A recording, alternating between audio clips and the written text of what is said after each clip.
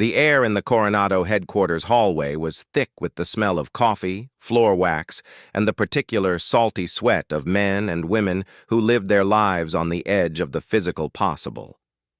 Senior Chief Sarah Jenkins walked with the economy of motion that defined her.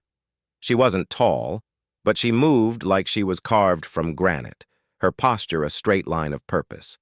She had just come from a meeting regarding a new coastal defense strategy, her mind still sifting through tidal charts and ballistic data. Her hair, a thick dark braid, was pulled tight against her scalp and tucked under the collar of her NWU uniform, regulation perfect. She was heading toward the exit, her mind already on the 3-hour drive home to see her son, when a voice, slick with mockery, cut through the ambient noise. Well, nay, look who decided to slum it with the real warriors today. Sarah didn't break stride. She knew the voice. It belonged to Chief Petty Officer Marcus Thorne, an instructor from the Naval Special Warfare Center. He was a legend in his own mind, a man whose entire identity was wrapped up in the faded patches on his uniform and the old stories he told about himself. He was a screener, one of the guys who put candidates through the initial hell of BUD/S. He considered himself the gatekeeper of an exclusive men's club, and Sarah's very existence was an insult to him.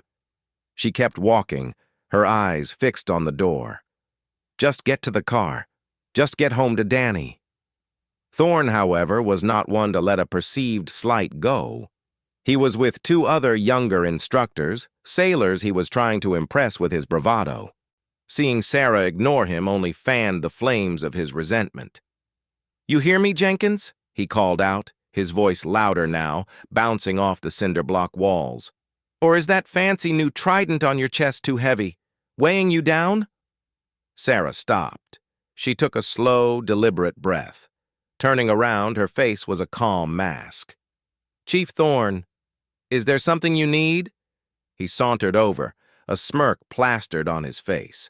The 2 other instructors hung back, a mix of discomfort and curiosity on their faces. Thorne stopped a little too close, invading her personal space. He was a big man, broad-shouldered, and used to using his size to intimidate. "Need?" he chuckled, looking back at his audience. "I don't need anything from you. I just find it funny, you strutting around here like you earned something. Say, everyone knows how you got that trident. Quotas. That's all it was. A publicity stunt." Sarah's jaw tightened almost imperceptibly. She had heard it all before. The whispers, the rumors, the open hostility. She had passed the same hell week, the same land warfare, the same diving phases. She had the blood, sweat, and tears to prove it. But to men like Thorne, she would always be an outsider. "My record is public, Chief," she said, her voice even and low. "I suggest you read it. Now, if you'll excuse me." She turned to leave, dismissing him. That was the final straw for Thorne, the utter calm dismissal from someone he considered less than nothing. His ego, fragile and swollen, shattered. He saw red. He didn't think. He just reacted. His hand shot out not in a punch but in a gesture of pure, contemptuous domination. Then he grabbed a fistful of her dark braid and yanked it, hard. It was a brutal, shocking violation. Her head snapped back, a sharp sting radiating from her scalp. For a split second, time stood still. The 2 instructors in the hallway gasped. A female yeoman walking by with a stack of files froze, her mouth dropping open in horror.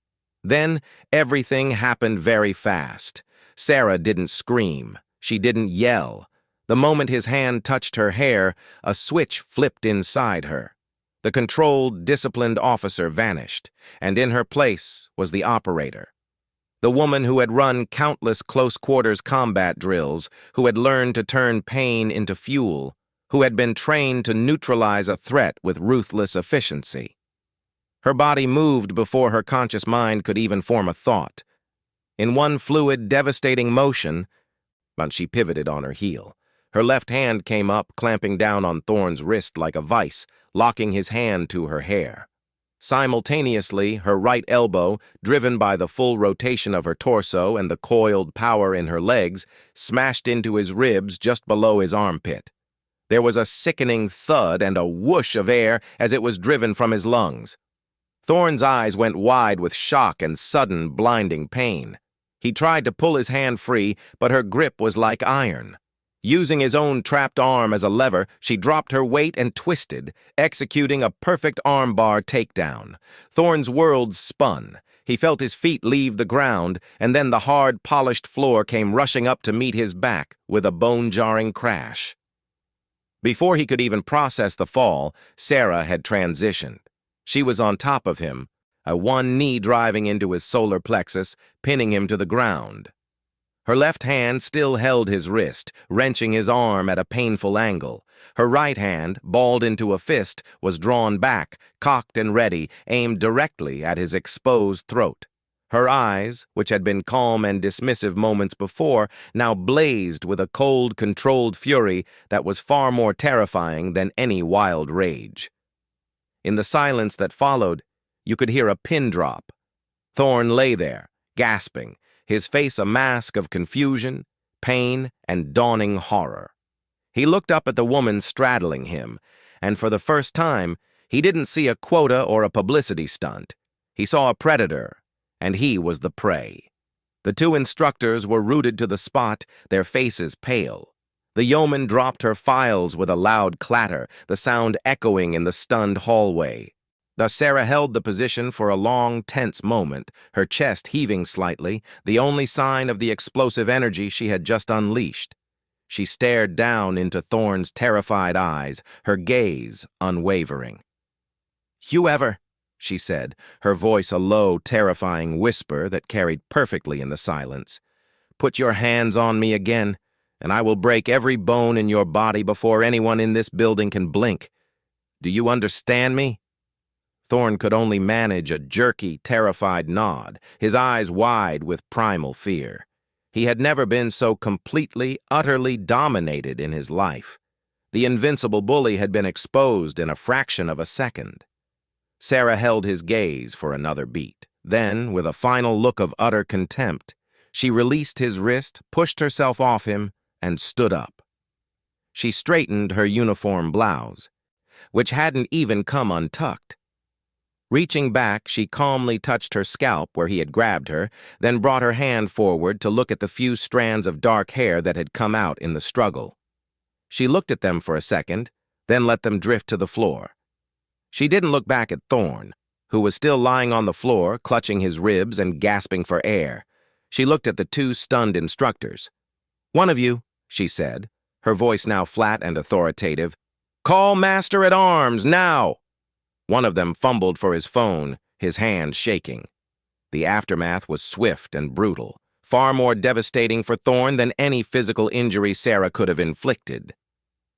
The Master-at-Arms arrived within minutes. Witness statements were taken. The yeoman, whose name was Petty Officer Alvarez, gave a clear, concise account of what she had seen. Chief Thorne verbally harassing Senior Chief Jenkins and then physically assaulting her by pulling her hair. The two instructors, initially loyal to Thorne, quickly realized the gravity of the situation and corroborated her story, painting a picture of unprovoked aggression. Thorne was taken to the base medical clinic. His diagnosis was 2 cracked ribs and a severely bruised ego, but the physical pain was the least of his problems. The incident was a powder keg. In an era where the integration of women into special operations forces was still a highly sensitive and debated topic, the assault on a female SEAL by a male instructor was a public relations nightmare for the Navy. The story, initially just hallway gossip, spread through the base like wildfire. Whispers turned into shouts. Within 24 hours, it had leaked to a military watchdog blog, and from there, it was picked up by national news outlets. The headlines were damning. Navy SEAL instructor assaults female counterpart. Bias and brutality in the ranks. Female SEAL fights back after unprovoked attack. The story was everywhere. It was on cable news, with pundits debating the culture of the Navy SEALs. It was all over social media with the video of the immediate aftermath, captured on a phone by someone further down the hall, being viewed millions of times.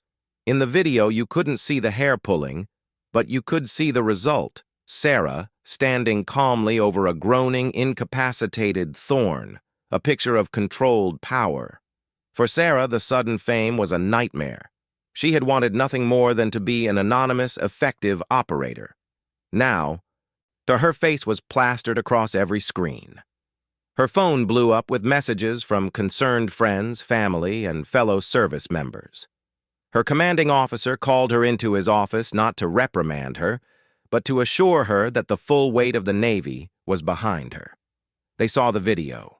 They read the statements. Her actions were deemed a textbook example of self-defense against a physical assault.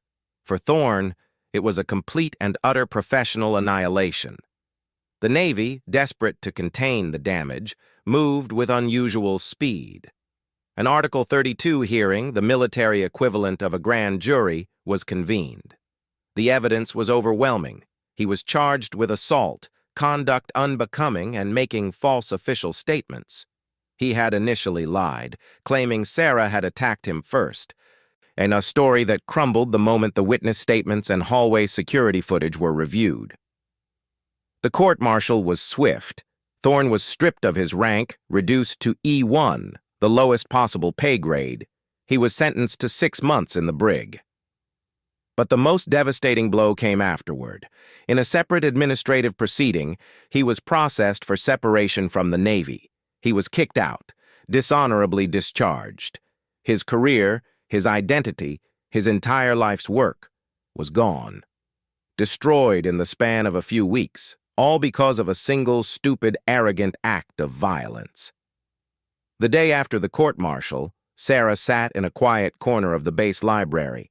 She was in civilian clothes, trying to be inconspicuous.